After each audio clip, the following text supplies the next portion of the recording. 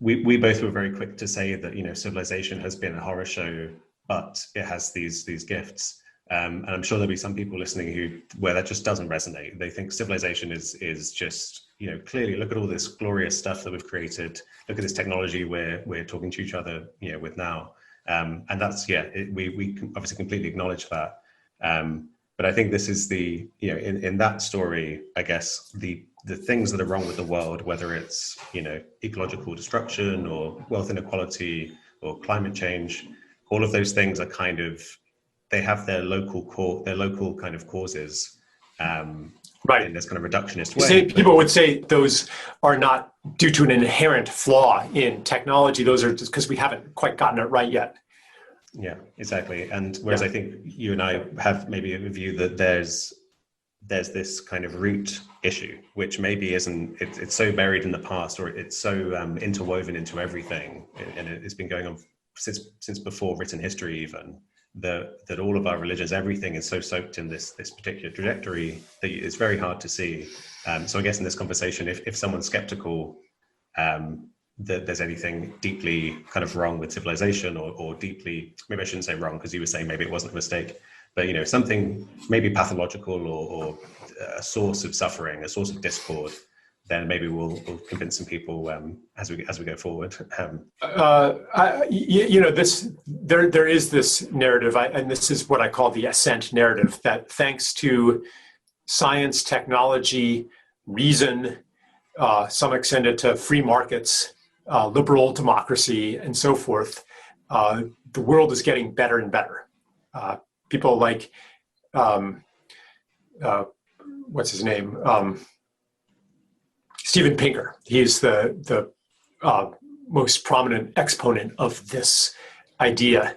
And, he cites all kinds of statistics. The number of people who died in war has gone down in whatever recent decades. Crime, more people live in democracies. Infant mortality is much lower. Violence is on the decline. Per capita GDP is rising.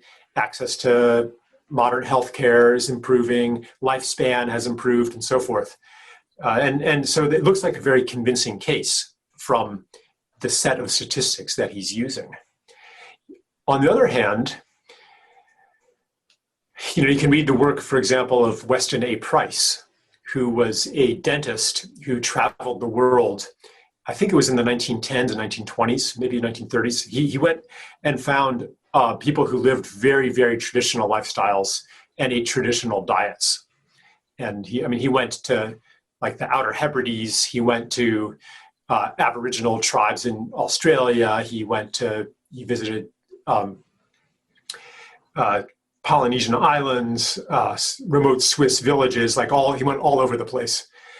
And what he found is that people who had not been touched by modernity had magnificent health, all 32 teeth with no tooth decay. He was a dentist, so he looked at that first. Easy childbirth, tremendous physical stamina.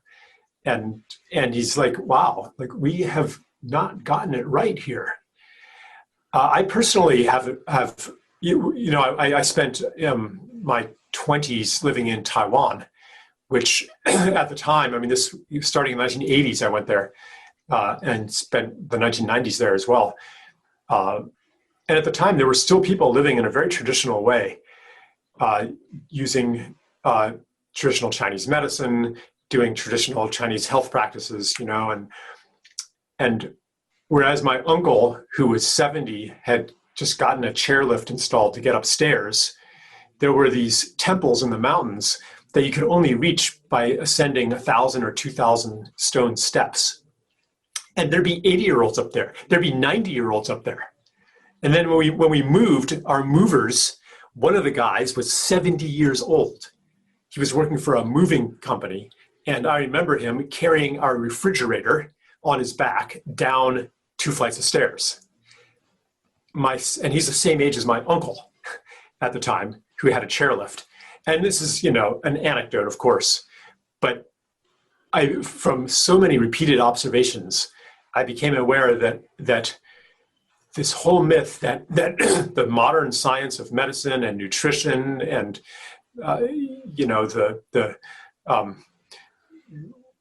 that's supposedly making us healthier and healthier and healthier as we approach a utopia of the end of disease and so forth. Like this is not actually what's happening. And then you can look at chronic diseases in our society, formerly rare conditions that are now rampant. So anyway, the Steven Pinker ideology of progress really requires that you only look at certain statistics and exclude other observations. Right. I think especially those statistics, often if you're starting from kind of the Middle Ages or something, and you're saying things have got better since then, that's quite a narrow kind of window you're looking at, right? Instead of looking at kind of deep human history.